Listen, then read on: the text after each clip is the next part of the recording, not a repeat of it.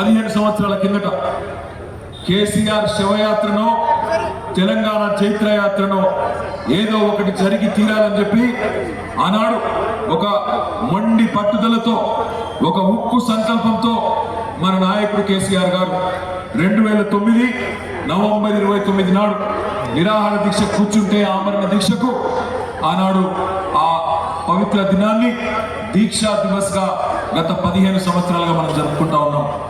అదే మాదిరిగా కేసీఆర్ గారు 11 రోజుల పాటు తన ప్రాణాన్ని పణంగా పెట్టి దేశ రాజకీయ వ్యవస్థను ఒప్పించి దేశంలో ఉండే ప్రతి రాజకీయ పార్టీ, పార్లమెంటులో ఉండే ప్రతి పార్టీ ఈ నిరాహార దీక్షతో కదిలిపోయి తెలంగాణ ప్రజల దశాబ్దాల ఆకాంక్ష నెరవేర్చండి అంటూ దేశ రాజకీయ వ్యవస్థ మీద ఒత్తిడి తెచ్చి కేసీఆర్ గారి దీక్షతో విద్యార్థుల బలిదానాలతో తెలంగాణ మొత్తం కదిలితే ఆ దీక్ష సఫలమైన ఈ రోజు డిసెంబర్ 9ని దీక్ష విజయ దివస్ గా 15 సంవత్సరాలుగా జరుపుకుంటా ఉన్నాం.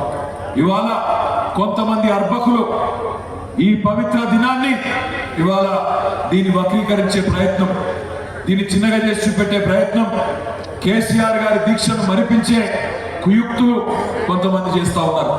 కానీ ఒకటి మాత్రం వాస్తవం, తప్పకుండా తెలంగాణ చరిత్ర ఉన్నంత కాలం తెలంగాణ సాధన జరిగింది కేసీఆర్ నాయకత్వంలో అనే మాట ఎవరు దాచినా దాగరు అనే మాట ఈ సందర్భంగా విజ్ఞప్తి చేస్తా ఉన్నాం.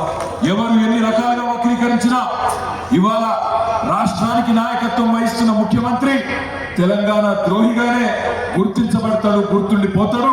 కేసీఆర్ గారు తెలంగాణ సాధకుడిగా తెలంగాణను 14 సంవత్సరాలు కొట్లాడి తెచ్చిన నాయకుడిగా చరిత్ర పుటల్లో మిగిలిపోతాడనే మాట కూడా నేను మీకు విజ్ఞప్తి చేస్తా ఉన్నాను.